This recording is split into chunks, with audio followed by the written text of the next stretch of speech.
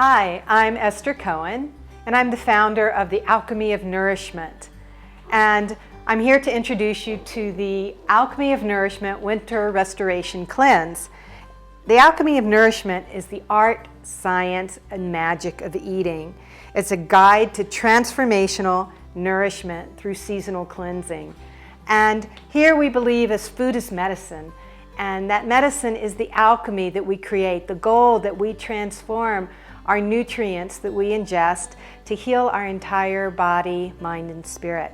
So today we're here to talk about bone broth and the magic and healing properties.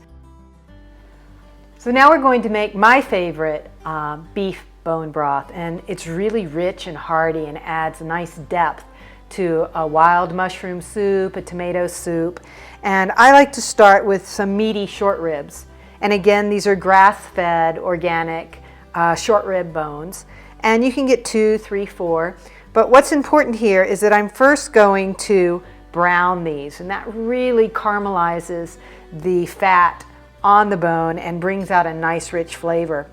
And I like to start with a little bit of ghee. And this is homemade ghee, and ghee is clarified butter, so it's butter with the milk solids removed. You could also use avocado oil, and I like avocado oil because it's rich in the natural omega-3 fatty acids of the avocado, and it won't impart flavor to your broth.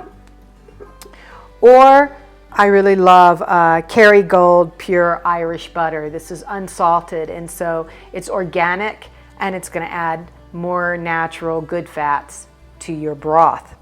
So I'm going to start out with just about a tablespoon of ghee and get that to melt well.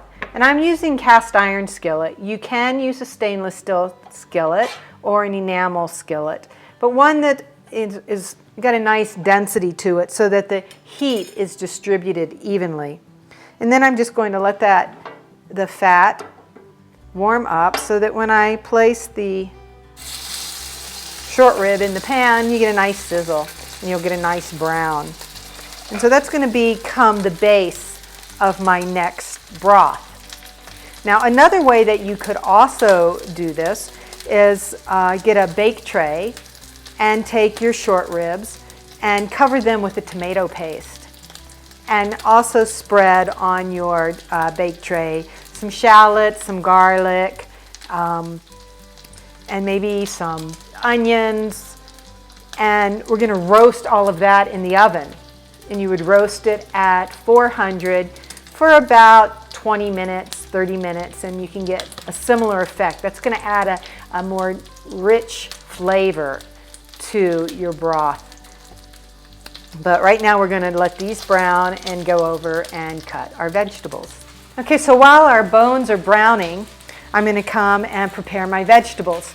Now these vegetables can be used either in your immune broth, a vegetable broth, or also in your bone broth at the same time. So the beauty of bone broth is just how simple it is to make, because we don't have to take and peel all our vegetables. I'm just going to cut the bottom off and the top off and cut them in very large chunks, because the skins contain a lot of minerals as well, and they're going to give it a nice caramel coloring.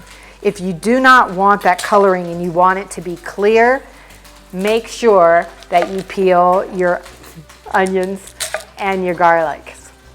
So I'm just going to cut them up into nice chunks. It doesn't matter what they are.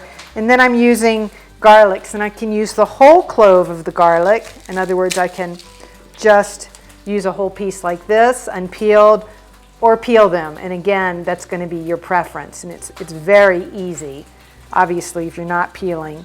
If you are peeling, just a nice trick is to take your knife and mash onto the garlic so that you kind of break the seal and crack the skin, and then simply remove the skin.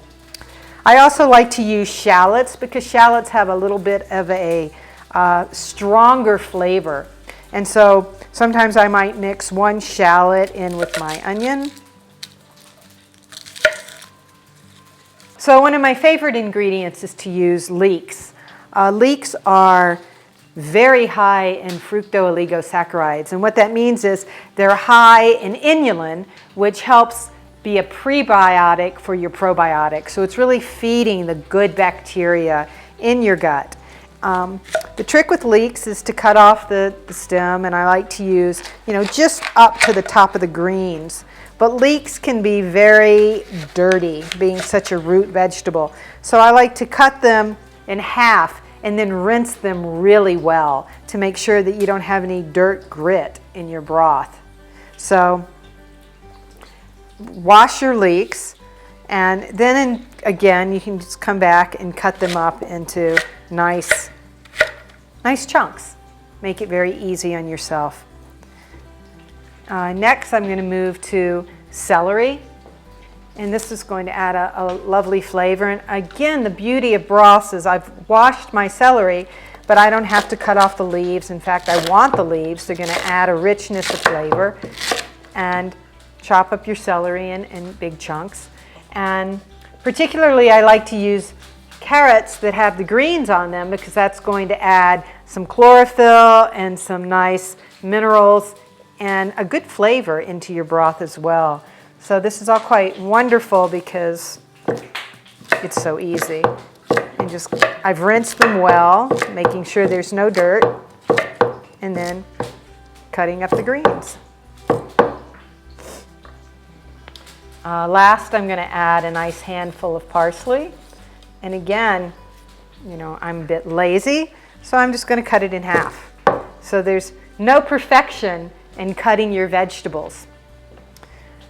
Last, what I'm going to add to this will be my shiitake mushrooms and also some cremini mushrooms. Now these shiitakes are very medicinal, and so they're very excellent for immune system support. That's why I'm going to put them in the immune broth. So those would be the primary vegetables for a good vegetable broth. And in addition, you can save your vegetable scraps throughout the week. So you can use beets, you can use skins, anything that you've collected throughout the week, and put that in your pot for a good vegetable broth. Now when you're making specifically the immune broth, there's two ingredients that I add for medicinal purposes. One is a fresh burdock root. Now burdock root is a deep blood purifier, and it has a very strong flavor. So when you have the fresh root, it's important to peel the outside, get rid of the kind of woody and dirty flavor that's there, and you'll have a nice white tender root underneath. And you can do that simply with your vegetable peeler.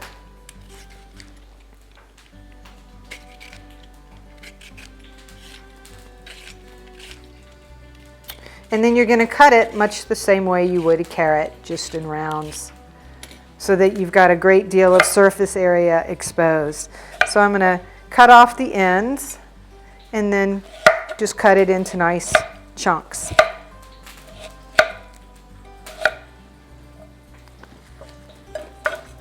So I'm going to move over to the stove and add my water and put all my vegetables in the pot. So our rib bones, our short rib bones, have been browned. Now I'm going to take them out of the pan, shake some of the oil off of them, place them on a paper towel to drain the oil. And then I'm going to let them drain a moment. I'm going to put them in my cast iron pot. And I'm going to make two different broths here. So I'm going to make this first short rib broth. So add them, and I'm going to get my water over here and add my water to the broth and make sure I've got nice coverage because it's going to cook down. And then I'm going to add my onions and leeks and garlic to that broth. And I'm going to put the lid on it, turn it up to a boil, and then once it reaches a boil, I'll turn this down. And I'm going to let that cook for about 4 hours. Second, I'm going to go ahead and put my fresh spring water in another big pot. And to this one, I'm going to add all my vegetables. So here I've got my leeks, my shallots, my onions, and my burdock root.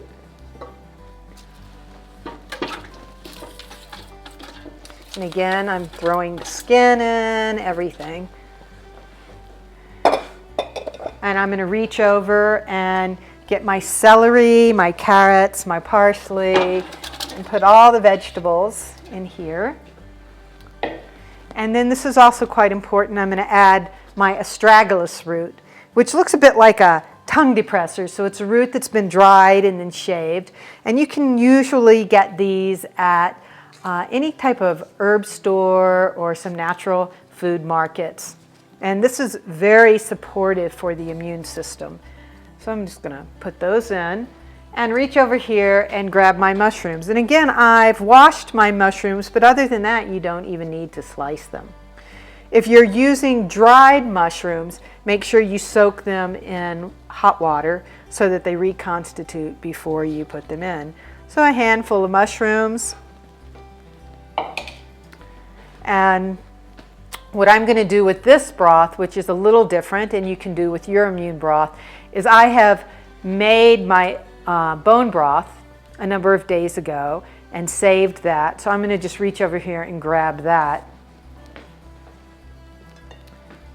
And I'm going to take my bone broth now and add that to the water. So this soup is going to be incredibly nutrient dense by the time I'm done, and delicious. So I'm going to add one of my jars of bone broth and essentially cover this pot. Again, bring it to a boil, turn it down to a simmer, and allow this to cook for about 4 to 6 hours. So I'm combining my pre-made bone broth with water in the vegetable broth. So I don't need to cook it as long because the vegetable is 4 to 6 hours. Then I'm going to take those out, strain it, take all the vegetables out and give them to my chickens, and have my clear broth to use for the base of all the soups that we make.